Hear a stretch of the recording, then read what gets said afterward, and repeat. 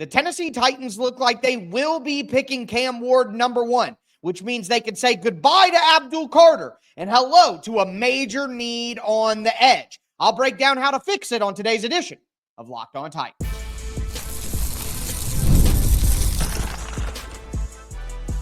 You are Locked On Titans, your daily Tennessee Titans podcast, part of the Locked On Podcast Network, your team every day. Welcome to the Locked On Titans podcast. I am your host, Tyler Rowland. Titans fans, today's edition of the Locked On Titans podcast is brought to you by Gametime. Download the Gametime app, create an account, use the code LOCKEDONNFL for $20 off your first purchase. On today's show, we're going to take a look at the entire defensive side of the ball. We're going to look at what additions the Tennessee Titans still need to make and how they should make them, whether it be draft, free agency, or both. We're going to start with the edge rushers, with the defensive linemen. We're going to go to the defensive backfield. We're going to finish with linebackers and special teams. If you missed the offensive version of this discussion, it was the show yesterday, so make sure that you go back and check that out. But before we dive into our defensive roster review, do want to thank you for making the Locked On Titans podcast your first listen each and every day. Remember, Monday through Friday, Tennessee Titans content all year round, always for free. You're not going to beat that anywhere else. Make sure that you get subscribed, stay subscribed. It's your team every day. Speaking of every day, shout out to my everydayers out there tuning in Monday through Friday. Couldn't do it without you guys. If you aren't an everydayer, you need to be one because there's breaking news all the time around this time of year. Not to mention the draft is right around the corner, and I'm going to be going over 180 to 200 draft prospects with you guys so you're up to date for the NFL draft at every single position. But with that being said, we got to start with the edge rusher group because the reality of the conversation that has taken place this week amongst the Tennessee Titans and about the Tennessee Titans has been basically focused on Cam Ward. Things have really, really heated up with the pro day happening, some of the reports that we're getting coming out of it, even the Adam Schefter tweet, like the price is definitely going up because the Tennessee Titans really like Cam Ward. A lot of people in the NFL are operating as if the Tennessee Titans will pick Cam Ward number 1. That is the sentiment right now. And we're seeing teams take action based on that. We saw the New York Giants go out and sign Russell Wilson. Well, you're not signing Russell Wilson and Jameis Winston if you're trading up for a quarterback at number 1 overall. That's not happening. So the Giants probably heard the news coming out of the pro day like, oh, wow, the Titans are taking him. We could go ahead and go. And now they sign Russell Wilson. So if we take that, and look, that's what I believe as well from my conversations and from what I've seen from the Titans so far throughout the process, I think the pick will be Cam Ward, which means that it won't be Abdul Carter. Now, again, I have made this point as much as any one content creator could make one single point. My preference was Abdul Carter and a trade back in the draft. Now, with that preference, I have said consistently, if the Tennessee Titans believe in one of these quarterbacks as their franchise quarterback, then you got to pick them. And I'm completely on board because I like what Cam Ward brings to the table. I like what Shedeur Sanders brings to the table. Am I as confident in those quarterbacks as I've been in quarterback prospects in the past? Not quite. But that doesn't mean much at the end of the day. You know what I mean? Even professional NFL evaluators get the quarterback evaluation wrong. So if the Titans going QB, I'm in. But the problem with that is they also have an insane need at edge rusher. And you look at what they have right now, even with 2 free agent additions. Arden Key, Lorenzo Carter, and I talked about Carter after he was signed. He is a run defense player. He is not a pass rusher. He had 0 sacks last year and only 7 in the last 3 years total. This is not a great pass rusher. He's 6'5", 260 pounds. Like, this is a big, physical, edge-setting run defender in Lorenzo Carter. Then you have Draymond Jones, who, again, is classified as an edge rusher for, I guess, convenience. But the reality is Draymond Jones is an up and down the line of scrimmage guy. He's more of, I would say, like a tweener between a defensive end and an outside linebacker. Even a guy who can rush at the 3 technique. He's nowhere near as good as Danico Autry, but similar skill set in the sense of he can play up and down the line of scrimmage in pass rushing situations. But Draymond Jones isn't a very good run defender. And then you have Jalen Harrell and you have Ali Gay. For me, after signing 2 edge rushers who are veterans and having Arden Key, who's a veteran, this sets up the Tennessee Titans must draft. The Tennessee Titans must draft an edge rusher with one of their top 4 picks. Like it's quarterback at number 1, edge rusher and wide receiver, and then I'll give them a pass on whatever they want to do with the other pick. They want to go interior offensive line. They want to go offensive tackle. They want to go corner. They want to go linebacker. They want to go tight end. They want to go running back. Honestly, with that, if they find a way to trade down in the 2nd round and pick up an extra 3rd round pick, one of those 4 picks, they could do whatever they want with. Like they could, go off the board of what we logically expect. Free pass. But the way the roster is right now, and if you're passing on Abdul Carter to go with Cam Ward, which is fine with me, I'm on board. I'm in. But that creates a massive need at edge. And again, with one of those top 100, top 4 picks, if they trade down, one of those picks have to be an edge rusher. And this is a really good edge rusher class. So the Titans will probably add another 2, maybe even 3 edge rushers by the time we get to training camp. But as for what's actually important to the real 53-man roster, it's a drafted guy and a drafted guy on day 2. If the right guy falls to 35, James Pierce Jr., Devin Azaruku, I know that I didn't pronounce that properly, to be honest with you. Mike Green, for example, Shamar Stewart, Mikael Williams. Like, I don't expect most of these names to be available there. I expect them to go early, even late 1st round. But if one of those guys drops to 35, with how big the need is at edge, it would be hard for the Titans to pass. And look, I know there are some character concerns about James Pierce Jr. right now, but if the Titans left the draft with Cam Ward and James Pierce Jr., I'm doing the show with my shirt off. You know what I mean? Like we are partying. So draft an edge rusher high in the draft. That's the only move left that I think the Tennessee Titans need to make at edge rusher. Interior defensive line is super easy. You have Simmons, you have Sweat, you have Sebastian Joseph Day, you have Keandre Coburn.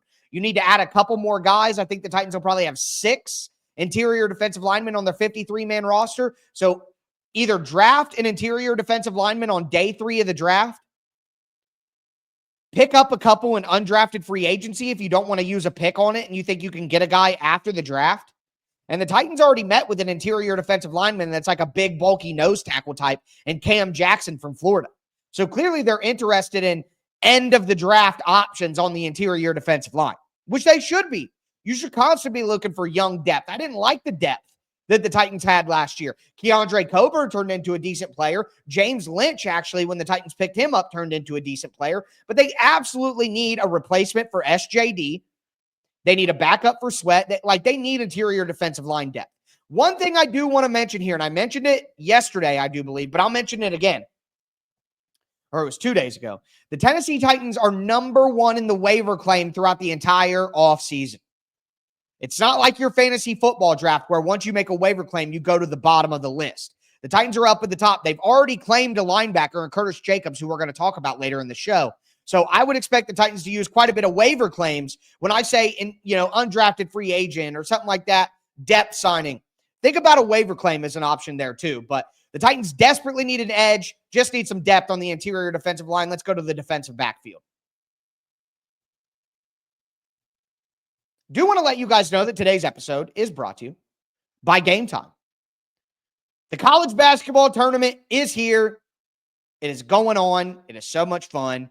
And just imagine watching your favorite team live during the big college basketball tournament, feeling the energy of the crowd, witnessing unforgettable moments. There's nothing like experiencing a big game in person, and getting tickets to that game should not be stressful. That's where Gametime comes in, making it easier than ever to grab last-minute seats at unbeatable prices. You get Gametime Picks, which brings the best value tickets to sports, concert, comedy, theater right to you. You also get a panoramic view from your seat so you know what you're going to be looking at. No surprise fees and a lowest price guarantee so you can book with total confidence. Take the guesswork out of buying tickets with Gametime. Download the Gametime app, create an account, use the code LOCKEDONNFL for $20 off your first purchase. That's LOCKEDON NFL for $20 off. Download Gametime today. Last minute tickets, lowest price, guaranteed.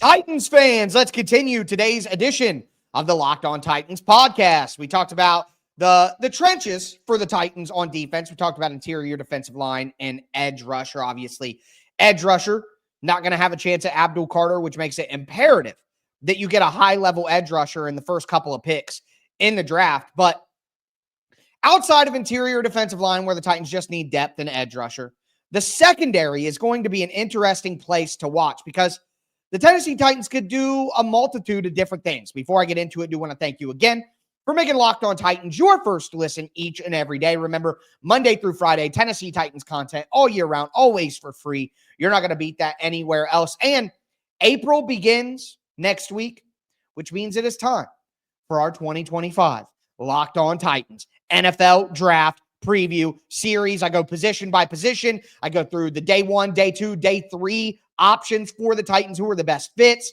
their height, weight, speed, skill sets, strengths, weaknesses, all of that different stuff.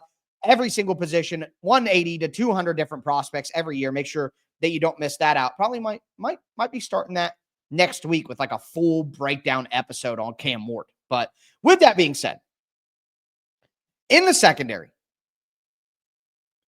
Sneed, obviously at the top. Jarvis Brownlee Jr., I believe, moves into the second starting cornerback role, and then your starting slot cornerback, as it has been since he was a rookie, is Roger McCreary.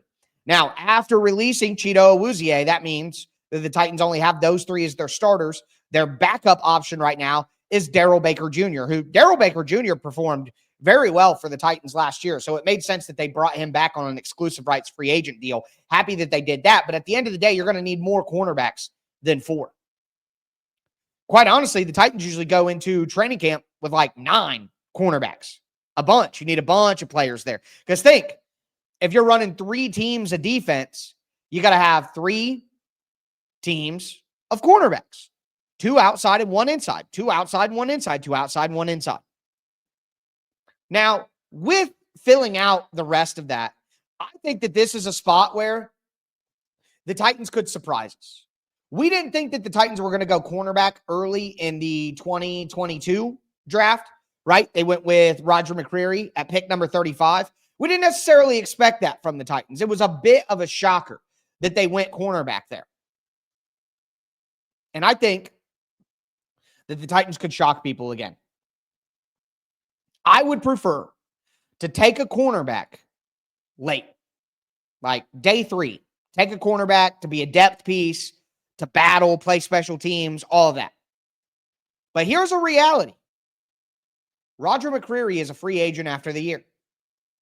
If Sneed is an outright disaster this year, they may move on from him as well. So, while it may not seem like a very big need at cornerback, and look, I'm not telling you that it is, it could be a major need next year. We could wake up this time next year and the only good cornerback on the team is Jarvis Brownlee Jr. going into his 3rd season. Sometimes in the draft, you don't just draft for what you need this year. You draft for your needs ahead. That's part of the job as well. That's why you see the Titans take Roger McCreary when it doesn't seem like they need a cornerback. That's why you see teams double up at certain positions. You're like, why in the world would they do that? Well, just look ahead a little bit. Look at the contracts. Look at the roster composition. Sometimes so cornerback, when I say the Titans' top 4 picks in the draft, however they get them or whatever they happen to be, you go quarterback, you go wide receiver, and you go edge. And then you have that 4th pick. That's pick du jour. Like, I could see the Titans going with a cornerback in that. But more importantly than any of this, so go out and draft one. You're going to need a bunch of undrafted free agents there, another vet signing. But for the fifth cornerback spot that matters on the roster, I would like the Titans to see the Titans either draft someone on day 3 or get an undrafted free agent in there. Because Darrell Baker Jr. has a little bit of experience. Get a young guy. But more important than anything with the cornerback position, L'Jarius Sneed has to bounce back. L'Jarius Sneed has to play better. The Titans gave up their 3rd-round pick this year for him. They paid him a bunch of money, top 5 amongst cornerbacks at the time. Like, what the Tennessee Titans really need is him to just get back to playing good football. Be available. Be healthy. Be out there. Don't just, be money on fire at the end of the day. So we could talk about the cornerback position, and I'll continue to break down the depth that they need and all of that. But you know what the Titans desperately need? L'Jarius Sneed to bounce back. That's what matters. Now, if you look at the safety position, things are more malleable there. Amani Hooker, probably the last year that he's with the Titans. It's the last year of his deal. You have Xavier Woods, who was just signed, but basically it's a 1-year deal worth $3 million. It's $1 million of dead cap next year. So you could say like 1 year, $4 million is like the total money output. But for salary cap purposes for the Titans fans, it's 1 year, $3 million for Xavier Woods. He's 30. It's not, the Titans safety position is totally unsolved right now. They brought back Mike Brown. And you guys know, if you've been listening to the show, if you're an everydayer, you know I like Mike Brown more than most. I think he's a very solid depth safety. Is he a starting safety? No. Do I want him out there playing coverage on 3rd downs? Not necessarily, no. But he's solid. But I really do think that the Tennessee Titans need to draft somebody here. Now they're going to add 3 or 4 more players at safety. They have like Julius Wood still on the roster too, I think. But this is a place where I'd love to see the Titans draft someone. Now, whether that be a mid-round pick, like a Jonas Sanker or a Kevin Winston from Penn State or an Andrew Makuba from Texas, who I think might end up going in the 2nd round, to be honest with you. But if it's like someone in that range, I would love that for the Titans. Say they go quarterback, wide receiver, edge rusher. And then with pick 103, I'm going to do that too much. Sorry. If you get the reference, you get it though. Shout out the snowman. But when I talk about those 4 picks, safety could be that pick du jour. You know what I mean? Go quarterback, go edge, go wide receiver, and then maybe you hit safety at 103, 120. Like, I don't think that would be insane. If the Titans went, I feel that way about like linebacker and safety and tight end and, interior defensive line, even interior offensive line, running back, like all of these non-premium positions that aren't the 5-alarm fires for the Titans that other positions are. I still feel like because this draft class is not like a really, really good draft class, if you have a player at a non-premium position who is a great player, I would rather have that player in this draft than maybe a good player at a premium position. I don't know if that makes sense to everyone listening out there, but I hope it does.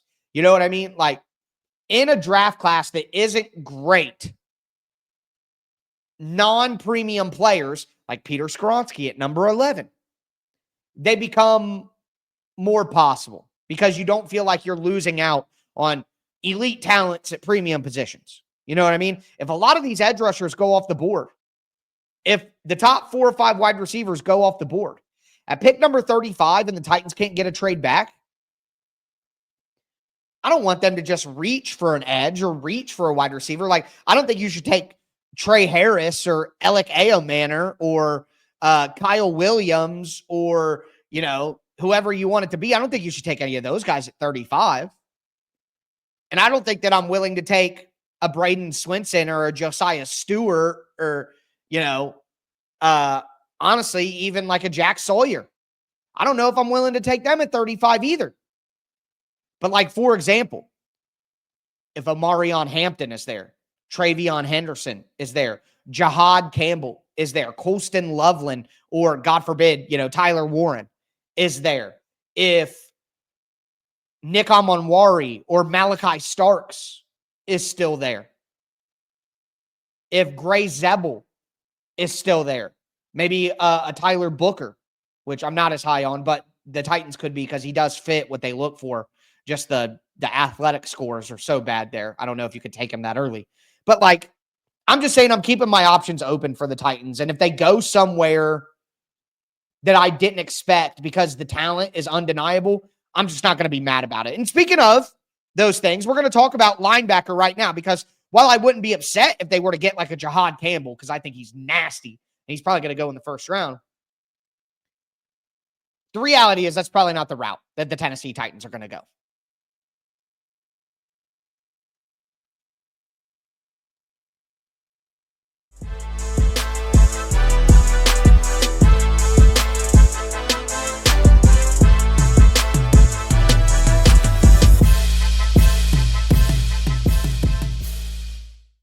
Titans fans, let's cap off today's edition of the Locked On Titans podcast. We talked about the edge rusher spot, the interior defensive line. We've talked about cornerback. We've talked about safety. Now I want to talk about linebacker and talk about special teams. The Tennessee Titans made a signing on Wednesday, and it's a wide receiver, but I feel like it needs to be placed in the special teams category anyway. So we'll talk about that before we get into it. Thanks again for making Locked On Titans your first listen. For your second listen, check out Locked On NFL Draft. My guy Keith Sanchez and my guy Damian Parson, they're getting you ready to go for the NFL draft. I'm talking draft a ton here in the next couple of weeks. Get some more draft content. It's that time of the year. Locked On NFL Draft, free and available on all platforms, everywhere that you get your podcast. But looking at linebacker, this is the position on the Titans roster right now where I think, honestly, they need the least amount of additions to be ready for training camp. The Titans will probably take 6 or 7 off-ball linebackers into training camp, and they have Cody Barton, Otis Reese, Cedric Gray, James Williams, Curtis Jacobs. Like, they already have 5. So with that in mind, I've said throughout the offseason that I don't really want the Titans to go out there and spend a bunch of money at linebacker, and they didn't with Cody Barton. They just went and got another average starting linebacker at average starting linebacker money instead of overpaying for a guy like Nick Bolton or like Patrick Queen last year or Azeez Al-Shire last year. Insanity what the Texans paid Azeez, in my opinion. But I don't want to do that. Now, I liked the money that Kenneth Murray got last year. I just didn't like Kenneth Murray. You know, like, let's pick somebody else in that price range. But Cody Barton is a guy I do like. I do like his skill set. And with him on a cost-controlled contract at the top of the depth chart, and then one of the young linebackers, Reese Gray Williams, stepping up. And then now you bring in Curtis Jacobs, who was an undrafted free agent last year. It's basically a rookie. Like, you have 4 really, really young guys at linebacker. So either you get an undrafted free agent at the end of the draft, like, if you don't take a linebacker super early because you get an incredible value, like a Jahad Campbell, like a Jalen Walker, something like that.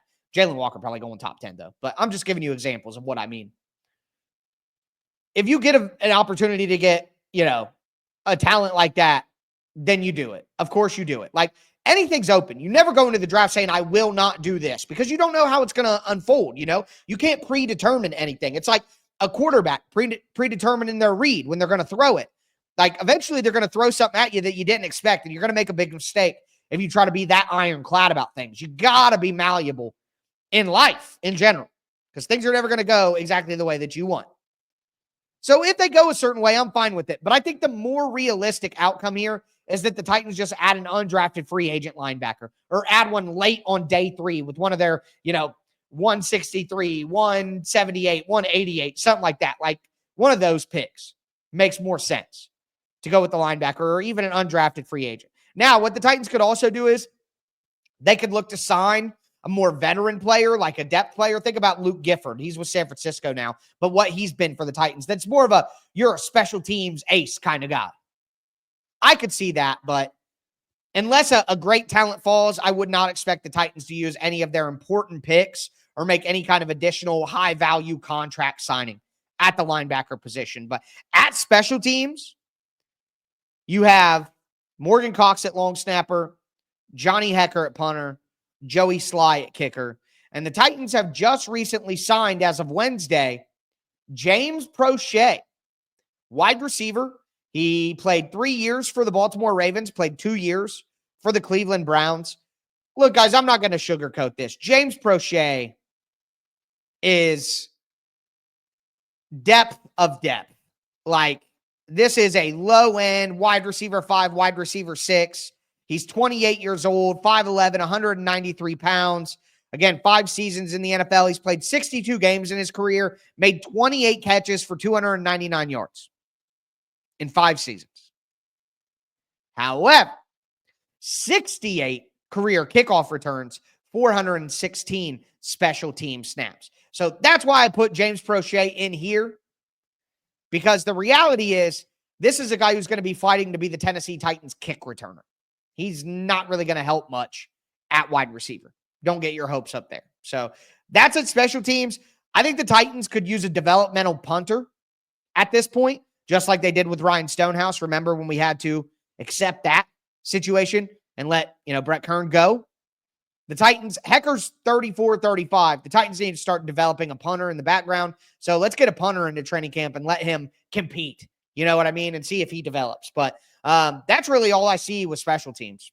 Joey Sly's 29. So we're locked in there for a little bit anyway. But with that being said, that is going to do it for me today. As always, I am your host, Tyler Rowland. And this was Locked On Titans.